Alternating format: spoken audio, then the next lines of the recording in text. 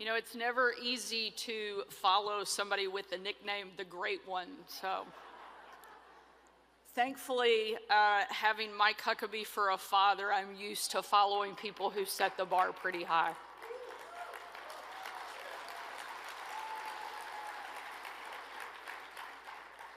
Good afternoon. It is an honor to be back at RJC. And I want to thank the organizers of this event who year after year put on an amazing show of support for conservative values and our friends in the Jewish community. The last time I was here in 2023, the mood in the room was very different. It wasn't even a month after the October 7th attacks. And it seemed like in the battle of good versus evil, evil was winning. Thankfully, things have changed.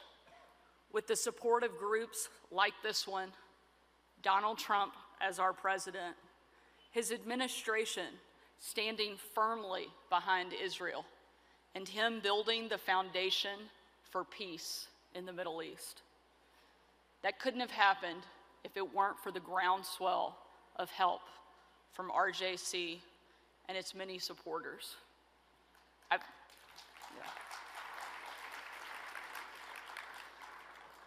I've known many of you in the audience for years, but America really got to know me when I had the privilege of serving as President Trump's White House press secretary.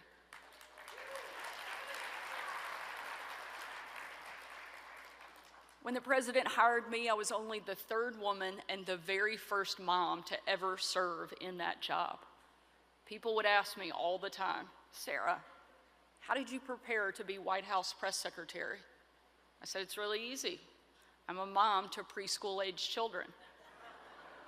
When I started there, my kids were 5, 3, and 1. So I had to have a tremendous amount of patience. I had to say no a lot, and I was used to answering the same question over and over and over again. When I started working for the president, we did chaos at our house really well. In fact, I was one of the few administration officials who came to the White House to get a break because it was easier than being at home with our kids. But during my time in the Trump administration, I had a front row seat to his actions in support of Israel and Jewish people across the globe. I was there with the president when he made his first trip overseas in his administration, which included a stop in Israel. I defended the president later that year when he made the decision to move the American embassy from Tel Aviv to Israel's rightful capital in Jerusalem. And I was the press secretary in 2018 when he pulled our nation out of President Obama's failed deal with Iran. Every single time the president stood up for our friends in Israel, as you can imagine, the media went absolutely crazy, saying Hamas and Iran would invade and that we'd just caused World War III. And every single time, the media was wrong and President Trump was right. There's a very clear lesson when you compare President Trump's successes with President Biden's absolute failures. It proves that peace through strength works, but weakness and apologies only create more chaos. It's in large part thanks to President Trump that I'm now the youngest governor in the country.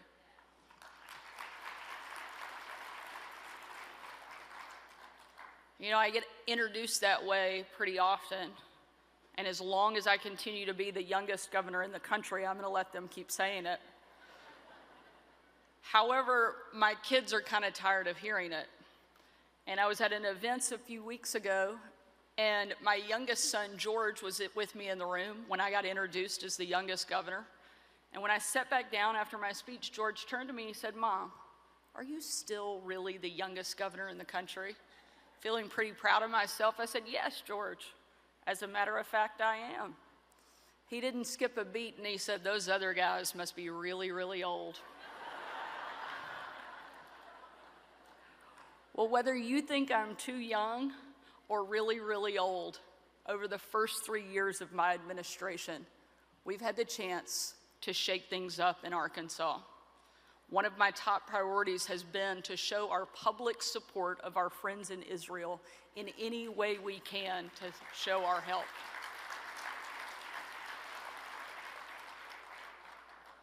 Earlier this year, my state bought $50 million in Israeli bonds, not just showing our support,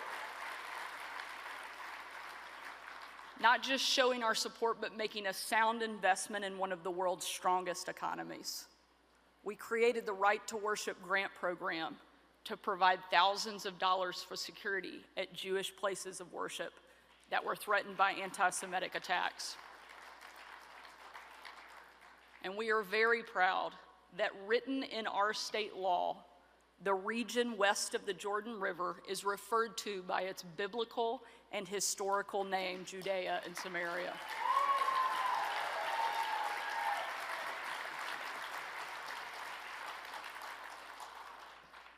This past summer, I had the chance to visit Israel when they were still in the thick of the fight against Hamas, and again, to show my state's support for our friends there in the Middle East.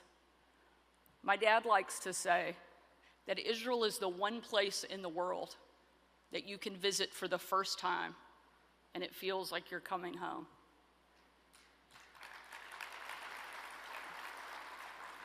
And even though it was far from my first time to be there, it very much felt like coming home. From the center of Jerusalem to the olive groves in Shiloh. One thing I was especially proud to tell our Israeli friends is that Arkansas produces critical components for Israel's Iron Dome missile defense system, which has saved thousands of lives in the conflict against Hamas. And I'm proud that we're expanding our production lines so that we can help even more. We will not back down. But this visit especially felt like coming home because I got to see my mom and dad.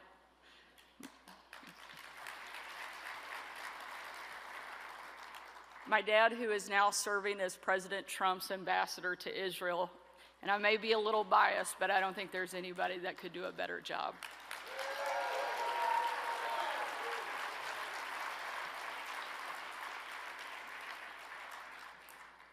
My dad has had a lot of important titles throughout his career. He's been a pastor, a governor, a talk show host, even a candidate for president. But I honestly believe that God put him in this role at this time for a very specific reason.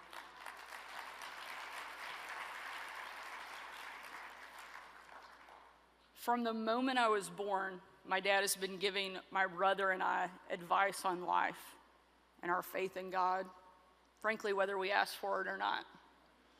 And one of his biggest lessons was on the importance of our faith, of Israel, and our support of the Jewish people. After all, Christianity literally wouldn't exist without Judaism. My dad has been a great, humble leader all of my life.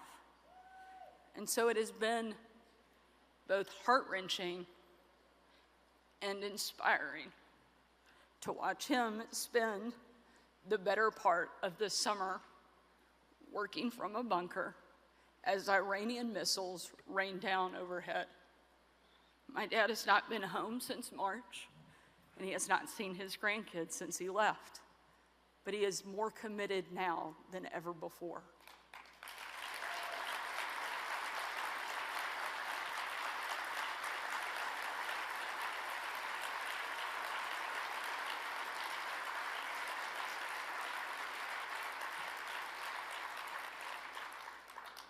In the midst of the firestorm, my dad sent text to President Trump, and I quote, "Mr. President, God spared you in Butler, Pennsylvania, to be the most consequential president in a century.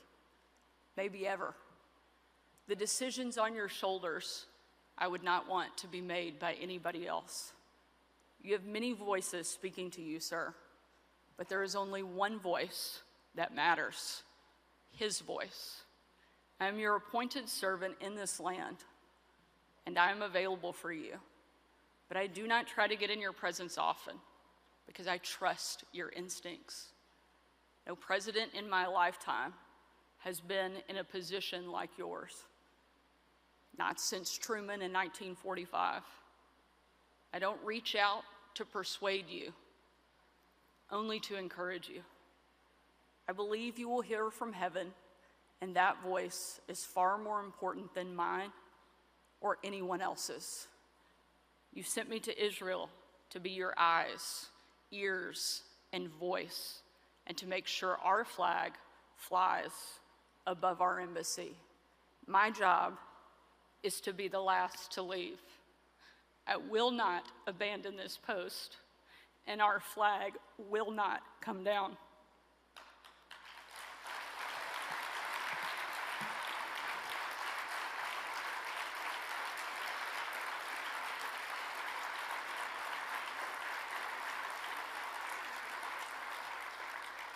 You did not seek this moment, but this moment sought you. It is my honor to serve you. Signed, Mike Huckabee. Just like President Trump was called to be our president, I truly believe my dad was called by God to serve as ambassador to Israel in this critical time for both that country and our own. Even if that meant my husband and I lost our best free babysitters.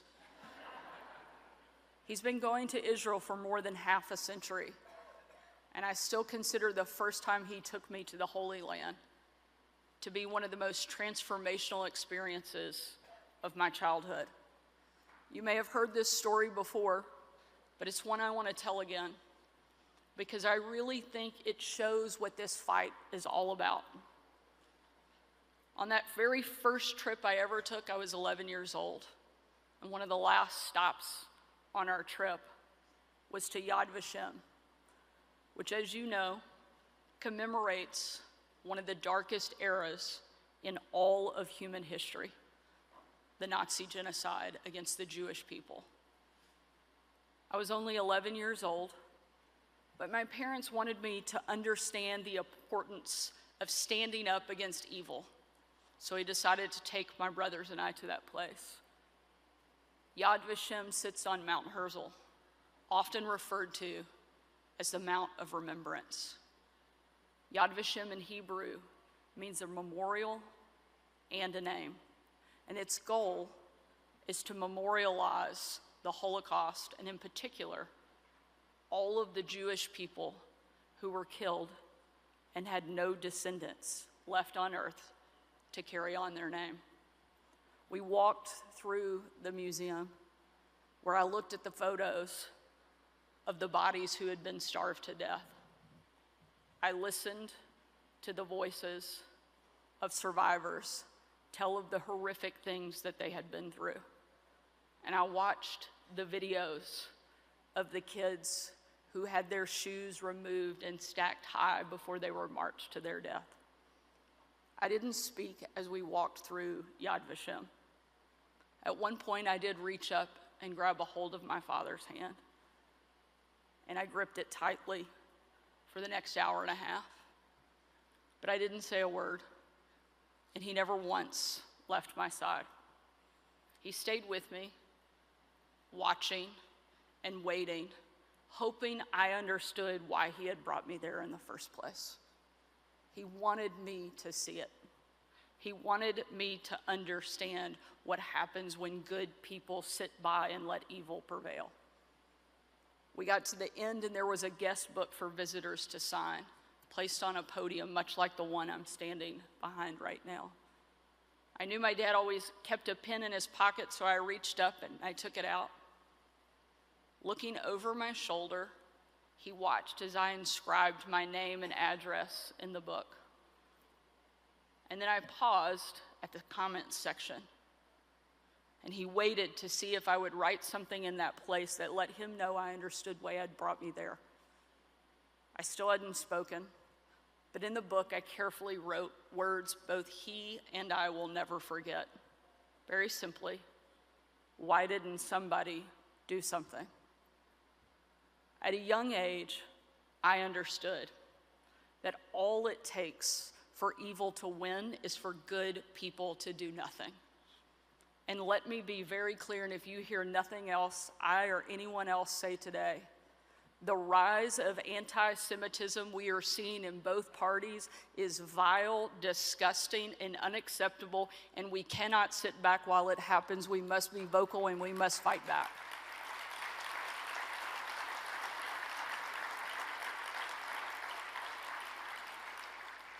We will not allow the loud voices to overtake what is good and right in this world. And while this place, this world we call home, remains a dangerous one, America now has a president and an ambassador to Israel that are doing something about it, that are being the somebodies that are taking the fight to the forces of darkness that frankly threaten us all. My dad is a man of deep faith and conviction. He's generous, sometimes funny, and he has been my greatest mentor and inspiration. There really is no one better. So let us all commit ourselves to joining him in being the somebodies who do something, and never forget to stand with the Jewish people. Thank you for being here. Thank you for the honor of allowing me to be with you. May God bless you, and may God bless the great people of this country. Thank you so much.